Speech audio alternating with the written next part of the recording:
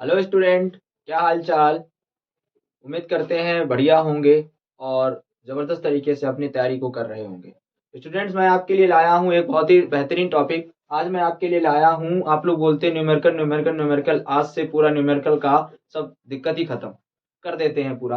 देखेंगे हमने क्या सोचा है कि जितने ही प्रीवियस ईयर के जो न्यूमेरिकल हैं, चैप्टर बाय चैप्टर, उन सबको हम निपटारा कर देते हैं उनका। ठीक है, तो बोर्ड में आए हुए सभी फिजिक्स के जितने भी आंकिक प्रश्न हैं, वो सभी आंकिक प्रश्न जो है चैप्टर वाइज हम लोग यहाँ पर सॉल्व करेंगे।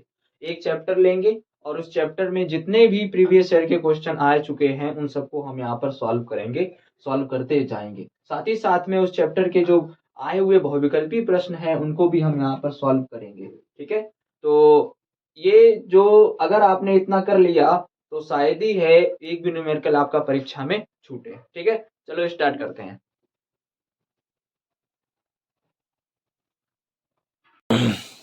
चलिए, हाँ तो देखेंगे।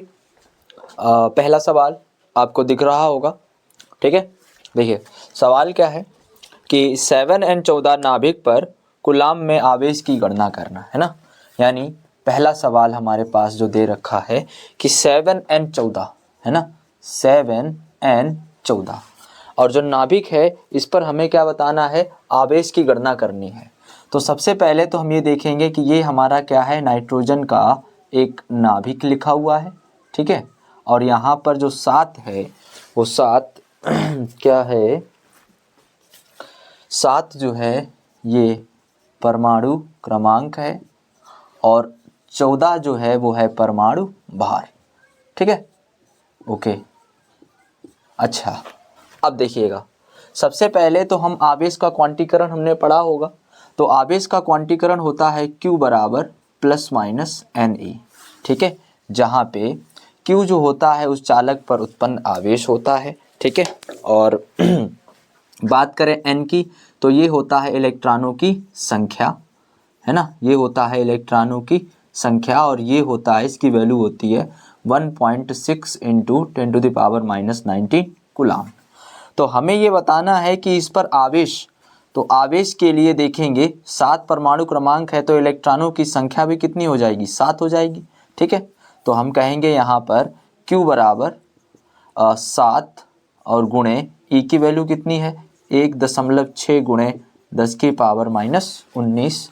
तो ये Q बराबर हमारे पास आ जाएगा 2 और 112, एक अंक बाद दशमलव और गुणे 10⁻⁻19, फिर क्या हो जाएगा, कूलाम।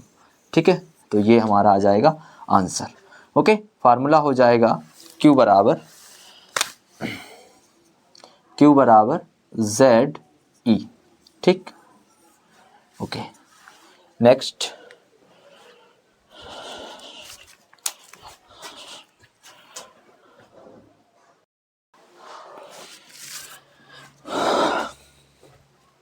ठीक है, तो पहला सवाल समझ में आया होगा। चलिए दूसरा सवाल देखते हैं। दूसरा सवाल क्या है, दूसरा सवाल है कि 5 गुणे 10⁻18 इलेक्ट्रॉन के आवेश की गणना करना है। ठीक है, तो यानी यहाँ पर दे रखा है हमको ये n। ठीक है, n क्या दे रखा है, 5 गुणे 10⁻18 इलेक्ट्रॉन। ये हमको इलेक्ट्रॉनों की संख्या दे रखी है कि मतलब कोई चालक होगा और उस चालक में इतने इलेक्ट्रॉन हैं, कितने, 5 गुणे 10⁻18। ठीक है, और हमें फाइंड क्या करना है, हमें फाइंड करना है आवेश, हमें निकालना है आवेश। ठीक है, तो हमें आवेश क्वेश्चन मार्क कर दिया। सबसे पहले कोई भी न्यूमेरिकल जब हम लगाते हैं तो उसमें जो भी डाटा दे रखा हो उसको पहले सारे आंकड़े को लिख लेंगे।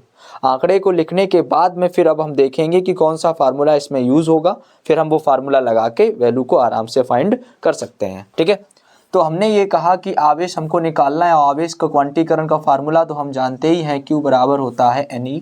ठीक है, तो Q बराबर अगर NE हम लगाएंगे तो क्या हो जाएगा, देखो N की वैल्यू हमें दे रखी है 5 गुणे 10⁻18 और एक इलेक्ट्रॉन का आवेश 1.6 गुणे 10⁻⁻19, तो 16 पंचे हो जाएगा कितना, 80 और एक अंक बाद दशमलव लगा दो तो 10 की घात, देखो गुणा में घातें जुड़ जाती हैं ना, तो 18 हो गया और ये माइनस का 19 हो गया।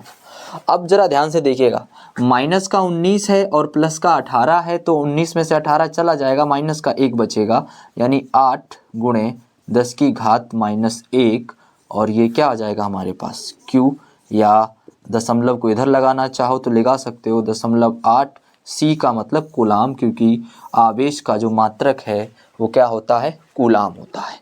क्लियर, इतना आ गया। चलिए नेक्स्ट देखेंगे सवाल, अगला सवाल देखेंगे। अगला सवाल क्या है कि एक अल्फा कण है, ठीक है, क्या है, एक अल्फा कण है। अब अल्फा कण की बात करी जाए तो सबसे पहले हमें पता होना चाहिए कि अल्फा कण पर जो आवेश होता है वो 3.2 गुणे 10 की घात माइनस 19 कूलाम होता है। आगे और ये जो अल्फा कण है ये किसी वैद्युत क्षेत्र में जा रहा है, वैद्युत क्षेत्र को हम ई से प्रदर्शित करते हैं, तो ई कितना हो जाएगा 1.5 गुणे 10 की घात 4 न्यूटन प्रति कूलाम, ठीक है। अब ये अल्फा कण है तो उसमें हमने लगने वाले बल की गणना करनी है। जब अब जैसे देखिए कोई भी अगर हमारा इलेक्ट्रिक फील्ड होता है, वैद्युत क्षेत्र होता है, और अगर हम उसमें कोई भी आवेश को गतिमान करवाएंगे तो वो उस वैद्युत क्षेत्र के द्वारा उस पर कोई ना कोई बल लगाया जाता है। जैसे ये बोर्ड मान लीजिए कि एक वैद्युत क्षेत्र है और ये जो हमारा मार्कर है ये मान लीजिए कोई एक आवेशित चालक है, तो जब ये यहाँ आएगा या गति करेगा यहाँ पे, तो इस पर, इस क्षेत्र के द्वारा इस पर एक बल क्रिएट होगा, और वो बल कितना लगता होगा, वो बल होगा F बराबर Q अपॉन E, ठीक है।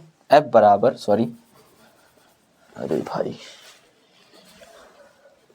F बराबर हो जाएगा Q इंटू E, ये बल लग जाएगा इतना, ठीक। अच्छा, ये अल्फा कण का आवेश हो गया, ये क्या है, आवेश, ये वैद्युत क्षेत्र है, हो गया। तुमसे पूछा है क्या, लगने वाला बल, तो लगने वाला बल निकालना है, निकाल लेंगे। क्या हो जाएगा, देखिए F बराबर Q की वैल्यू कितनी है, आप कहोगे सर 3.2 गुणे 10 की घात माइनस 19 गुणे E की वैल्यू कितनी है 1.5 गुणे 10 की घात 4।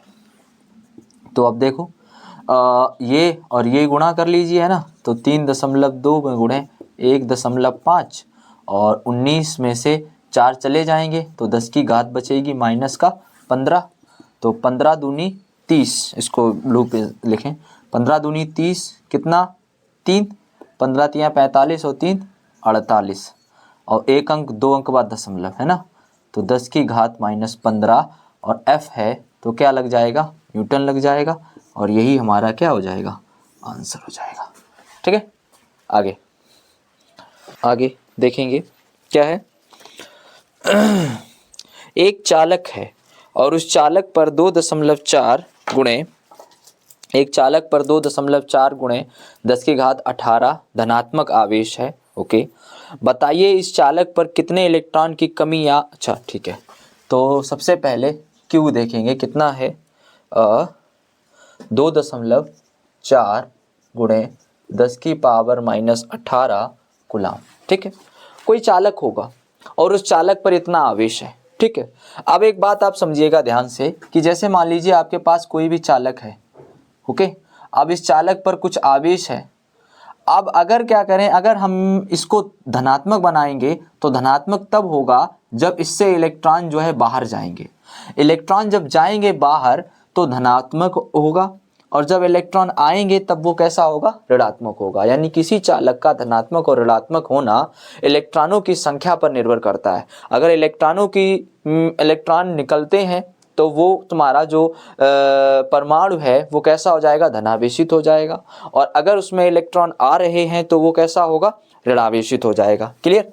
तो अब यहाँ पर ये बोल रहा है कि ये जो आवेश है ये कौन सा है, पॉजिटिव चार्ज है ना, कैसा है, धनात्मक आवेश है। अब धनात्मक आवेश है इसका मतलब ये है कि धनात्मक होगा या धनावेशित होगा, यहाँ लिख लेंगे अपन, है ना, धनावेश, धनावेश होगा कब, जब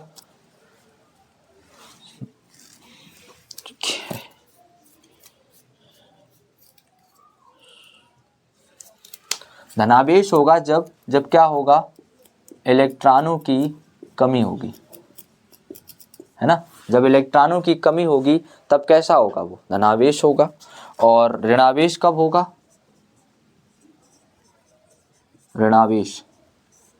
ऋणावेश होगा जब क्या होगा, इलेक्ट्रॉन की अधिकता होगी, है ना। यानी जब वो धनावेशित होगा तब इलेक्ट्रॉन की कमी होगी उस पे, और ऋणावेशित होगा इसका मतलब उस पे इलेक्ट्रॉन की क्या होगी, अधिकता होगी। अब ये जो आवेश है ये कैसा है, धनावेश है, मतलब उसमें इलेक्ट्रॉनों की क्या होगी, कमी। कितने इलेक्ट्रॉन की कमी है, देखो अभी आवेश के क्वांटीकरण से n बराबर क्या हो जाएगा, Q/E। तो Q/E हो जाएगा, Q कितना दे रखा है, देखो 2.4 गुणे 10⁻⁻18 बटे E कितना दे रखा है, E कितना होता है 1.6 गुणे 10⁻19। तो अब हम देखेंगे, देखो समान है, जब ये वाली चीज़ ऊपर पहुंचेगी तो कैसी हो जाएगी, प्लस की हो जाएगी, और दशमलव से दशमलव हटा दीजिए तो इधर हो गया 24/16 और ऊपर बचेगा 10⁻+1। ठीक, 19 ऊपर पहुँचे तो ये हो जाएंगे तुम्हारे पास कितना, 4 चौके 16, 4 छन 24, तो 60/4 यानी 15 इलेक्ट्रॉन। ठीक है, 15 इलेक्ट्रॉनों की कमी से ये जो चालक है कैसा हो जाएगा, धनावेशित हो जाएगा। क्लियर। चलिए नेक्स्ट, अगर आपको न्यूमेरिकल समझ में आ रहे हैं तो दबा के लाइक करते जाएंगे और साथ ही साथ में अपने दोस्तों को भी शेयर कर देंगे ताकि वो भी अपना रिवीजन अच्छे से कर लें। सवाल है, देखिएगा क्या है, बोल रहा है कि एक 92U238 परमाणु, मतलब यूरेनियम के नाभिक की बात कर रहा है, और उसमें से एक अल्फा कण उत्सर्जित होता है। ठीक है, यानी 92U238, और इससे जो है एक अल्फा कण निकलता है। अल्फा कण कितना होता है, कण विघटित होने के बाद, अल्फा कण विघटित होने के बाद बचा कितना, 92 था, 2 निकल गया, 90 बचा यहाँ से। क्लियर। और तो अब मान लीजिए यहाँ एक कोई आवेश रखा है और एक आवेश, मतलब जो अल्फा कण है वो यहाँ पर है, ये 2He4 है, और इधर तुम्हारा बचा है 90 प्लूटोनियम 234 बचेगा। ठीक है, 234 बचेगा यहाँ से। अब हमें क्या, और इनके बीच की जो दूरी है वो दूरी बता दे रहा हूँ आपको, कितनी है, 9 गुणे 10⁻⁻15। ठीक है, इतनी दूरी है इनके बीच में, यहाँ से लेके यहाँ तक के, मतलब ये R हो गई। और हमें क्या करना है, हमें इनके बीच जो है लगने वाले बल को फाइंड करना है। क्लियर। चलिए, तो सबसे पहले तो न्यूटन का जो हमारा जो कूलाम का जो नियम है वो क्या है कि Q1 और Q2 अगर R दूरी पर हैं तो इनके मध्य लगने वाला आकर्षण या प्रतिकर्षण बल जो है वो होता है 1/4πε0 Q1 Q2 बटे R²। ठीक है, तो हमने ये कहा कि F बराबर, ये वैल्यू कितनी होती है, इसका मान होता है 9 में गुणे 10⁹ और Q1 कितना है, Q1 यहाँ से निकालेंगे अपन। ठीक है, 90 है और इसमें 1.6 का गुणा भी हो गई होगा, तो 90 गुणे 1.6 10⁻⁻19, फिर इंटू Q2 कितना है ये, यानी 2 गुणे 1.6 गुणे 10⁻⁻19 और बटे इनके बीच की दूरी का वर्ग, दूरी कितनी है, ये है 9 गुणे 10⁻⁻15 मीटर, मीटर तो बाद में लिखेंगे अपन, है ना, उसका होल स्क्वायर। चलिए सॉल्व करते हैं, देखेंगे। तो सबसे पहले तो क्या करिए, घातों को पहले बैलेंस करते हैं। ठीक है, तो इसको 9 को अभी ऐसे रहने दीजिए। ठीक है, तो ये 9 फिर गुणे ये वाले 90, है ना, और ये 16 का वर्ग कितना हो जाता है 2.56, फिर 2, घात को देखिए 10⁻9 ये है, और 15 दूनी 30 ऊपर आ जाएगी, तो ये 30, देखिए ये 15 दूनी कितना होगा -30, ये 30 जब ऊपर आया 30 और 9 कितना हो जाएगा 39 प्लस का रहेगा, और ये 19 38 10⁻⁻38 रहेगा। ठीक है, नीचे भी क्या बचा हुआ है आपके पास, 9 का वर्ग बचा है, मतलब 81 बचा हुआ है। घाते तो हमने बैलेंस कर ही ली। अब आगे देखेंगे तो हम देखेंगे कि 9, ये 9, फिर 9 से ये, मतलब यहाँ 10 हो गया। क्लियर।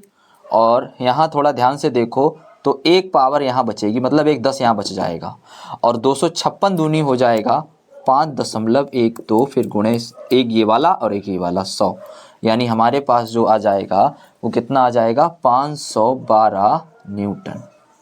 ठीक है, आंसर आ जाएगा। ठीक है, सवाल को लगाते चलेंगे सभी लोग, और जिनके आंसर आते जाएं बहुत बहुत बधाई हो उनको। ठीक है, बढ़िया सवाल था।